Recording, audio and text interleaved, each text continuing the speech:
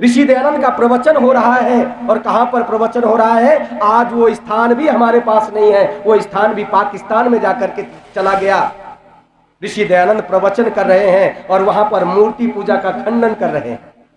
और जब मूर्ति पूजा का खंडन कर रहे हैं, वहां पर एक मौलवी भी बैठा हुआ है, ऋषि दयानंद के विचारों को सुन रहा है और बड़ा प्रभावित हो रहा है। और जैसे ही मूर्ति पूजा का खंडन किया, वहां के आयोजकों ने ऋषि दयानंद से कहा, ऋषि दयानंद मूर्ति पूजा का खंडन यहां नहीं कर सकते, और कोई बात कहनी है तो कहो। तो ऋषि दयानंद कहते हैं, दयानंद तो सच्चाई कहेगा, सच ही कहेगा, असत्य दयानंद कभी नहीं कह सकता। और जब लोगों ने कहा तो ऋषि दयानंद ने एक और बात कहते हैं, इस दयानंद को तोप के मुंह में भी यदि बांध करके पूछोगे तो ऋषि दयानंद सत्य ही कहेगा, कभी असत्य नहीं कहेगा। यही तो बरेली में कहा था। और इसी घटना ने तो स्वयं मुंशी राम को प्रभावित किया था। जब बरेली के अंदर ऋषि दयानंद का प्रवचन हो रहा है, एक व्यक्ति बार बार खड़ा हो रहा है और बैठ रहा है। ऋषि दयानंद ने देखा और देख करके अपने प्रवचन को रोक करके उस व्यक्ति से पूछा, भाई तुम बार बार खड़े हो रहे हो, कुछ कहना चाहते हो लेकिन कह नहीं पा रहे हो, बात क्या है?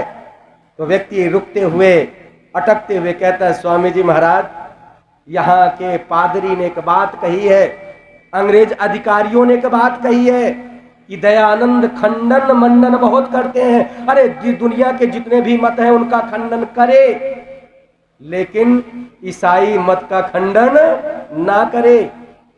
तब ऋषि दयानंद कहते, बस इतनी बात के लिए बार बार खड़ा हो रहा था, बैठ रहा था, और अंग्रेज अधिकारी नाराज हो जाएगा तो दंड दे सकता है।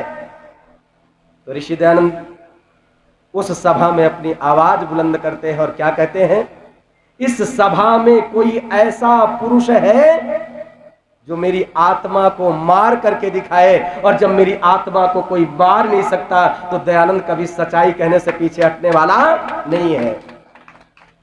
जब मौलवी, वहां लोगों ने कहा कि यहां मूर्ति पूजा का खंडन नहीं हो सकता, ऋषि दयानंद का प्रवचन वहां पूरा नहीं हो सका, लेकिन मौलवी खड़ा हुआ और ऋषि के सामने हाथ जोड़ करके निवेदन करता है कि स्वामी जी महाराज, आप बहुत अच्छा प्रवचन करते हैं और मैं चाहता हूं कि आप हम लोगों के यहां भी प्रवचन करें। जैसे कहा कि हम लोगों के यहां प्रवचन करें, आप हमारे मत के अनुकूल बातें करते हैं। क्यों? क्योंकि हम भी बुत सिकन हैं और आप भी बुत सिकन की बात करते हैं, बुत परस्ती की बात नहीं करते। आप बुत परस्ती का खंडन कर रहे थे और ये हमारे मत के अनुकूल बात है, हम लोगों को भी उपदेश दें। तो ऋषि दयानंद कहते हैं, सन्यासी का काम ही उपदेश देना, चलो तुम्हें उपदेश दूंगा। वो मौलवी ऋषि दयानंद को लेकर के अपने लोगों के पास पहुंचा और सभी लोगों को सूचना दे दी, एक ऐसा सन्यासी है तो काफिर। क्यों?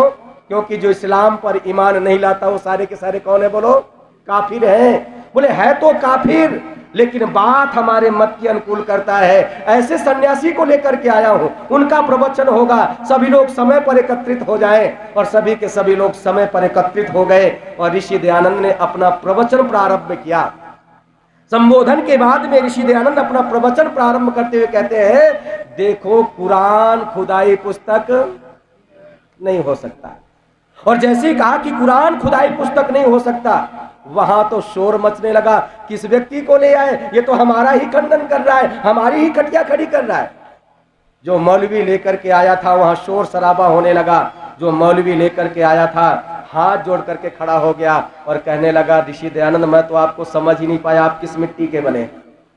कल वहां प्रवचन कर रहे थे तो उनका खंडन कर रहे थे, आज मैं लेकर के आया तो हमारा खंडन कर रहे हो, हमारी खटिया खड़ी कर दी। ऋषि दयानंद कहते हैं, सुन मौली, कल मैंने उनका नमक खाया था और उनके आंगन में, चौके में, घर में गंदगी देखी तो मैंने वहां सफाई करना, झाड़ू लगाना प्रारंभ कर दिया।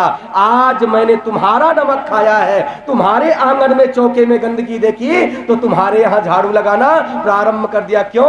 क्योंकि दयानंद जिसका नमक खाता है उसकी बजाता है, क्योंकि दयानंद नमक हलाल है, नमक हराम नहीं है। अरे ये क्या थी? ऋषि दयानंद की मित्रता ही तो थी जो हमें बुराइयों से निकाल करके अरे अच्छे कार्यों की ओर प्रेरित करना चाहते थे, लेकिन ऋषि दयानंद की मित्रता को हमने समझा ही नहीं। तब मैं निवेदन कर रहा था, मित्रों, आज अमीचंद की मित्र मंडली सामने से आ रही है। अमीचंद से पूछा, अमीचंद क्या कर रहे हो?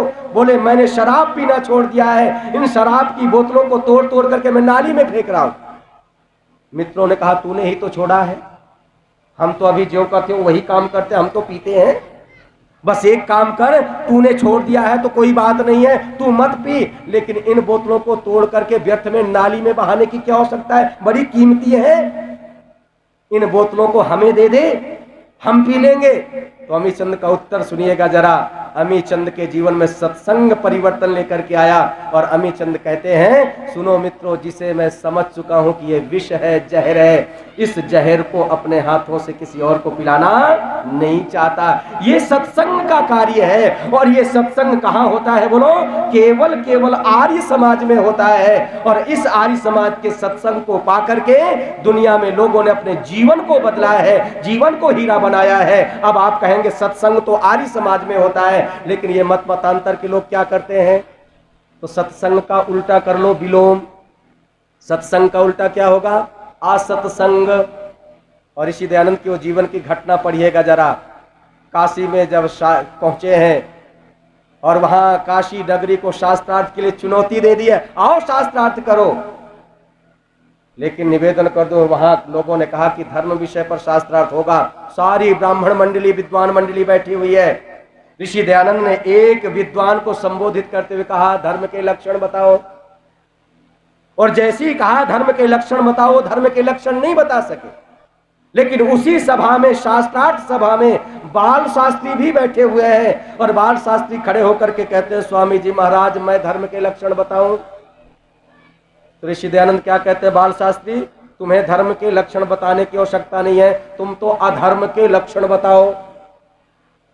बस बाल शास्त्री ने जब ये शब्द सुने, क्या धर्म के लक्षण बताओ, बाल शास्त्री भी बोलो मौन हो गए। और आपसे ही पूछना चाहता हूं, जिसे धर्म के लक्षण पता होंगे, क्या उसे अधर्म के लक्षण पता नहीं होंगे? क्यों? क्योंकि जब धर्म के 10 लक्षण हैं, तो जो धर्म से विपरीत है, उल्टा है, वही तो बोलो अधर्म है। तो अधर्म के भी कितने लक्षण है बोलो? 10 ही लक्षण है। तो जो सत्संग से उल्टा है वो क्या है बोलो? असत्संग है।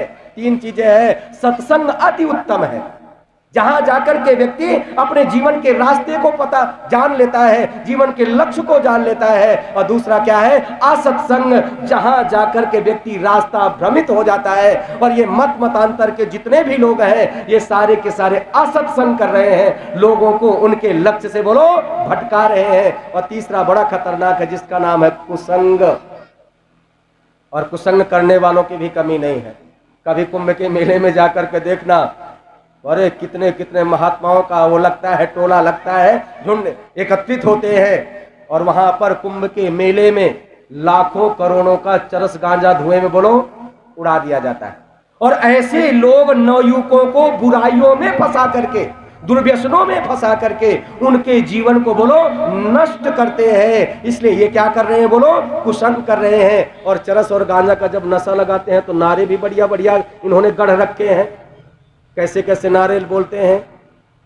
लगे दम मिटे गम, कमाओ तुम खाए हम, अड़क धत्ता फूंक दे बंबई और कलकत्ता। मैंने कहा ये बंबई कलकत्ता तेरे बाप की संपत्ति है, तेरे बाप के शहर है जो फूकने के लिए लगा है। मैंने कहा तेरी चिलम में इतनी ही शक्ति है, इतनी ही ताकतवर है तेरी चिलम, तो एक काम कर, अपनी चिलम का मुख कमबख्त अफगानिस्तान की ओर कर दे, पाकिस्तान की ओर कर दे, ताकि दुश्मन जल करके राख हो जाए, समाप्त हो जाए। लेकिन उधर नहीं करेगा। किसे जलाएगा बोलो? अपने ही शहरों को जलाएगा। इसलिए ऐसे व्यक्ति क्या कर रहे हैं? कुसंग कर रहे हैं। इसलिए कुसंग को भी जानना पड़ेगा, इससे भी बचना पड़ेगा। और असत्संग को भी जानना पड़ेगा, उससे भी बचना पड़ेगा। और यदि जाना है तो कहां जाना? सत्संग में जाना। क्योंकि सत्संग का अर्थ क्या है? जहां पर ईश्वर, जीव, प्रकृति, इन तीनों के यथार्थ स्वरूप की चर्चा हो, इनके यथार्थ स्वरूप को बताया जाता हो, उसी का नाम सत्संग है। और इन तीनों के यथार्थ स्वरूप के कोई चर्चा करता है, कोई संदेश देता है, तो बोल दो जरा, केवल बोलो जरा, आर्य समाज देता है। तो दुनिया के अंदर कोई सत्संग यदि कर रहा है तो केवल आर्य समाज कर रहा है। इसलिए आर्य समाज में ही सत्संग होता है। और इस सत्संग को पाकर के लोगों ने अपने जीवन को बदला है, जीवन को परिवर्तित किया है। इसलिए सत्संग का अर्थ क्या है? जहां पर सत्य की अच्छे प्रकार से प्राप्ति की जाती है, सत्संग को अच्छे प्रकार से बताया जाता है, बोध कराया जाता है, उसी का नाम सत्संग है। केवल भजन और प्रवचन का नाम सत्संग नहीं है। ये आवश्यक नहीं है कि जहां पर भजन और प्रवचन हो रहे हैं वहां पर सत्संग भी हो रहा हो, क्योंकि आर्य समाज में जो भजन और प्रवचन होते हैं वो ईश्वर जीव प्रकृति को केंद्रित करके ही, इन सिद्धांतों को केंद्रित करके ही कि दिए जाते हैं, भजन गाए जाते हैं। इसलिए आर्य समाज में ही सत्संग होता है।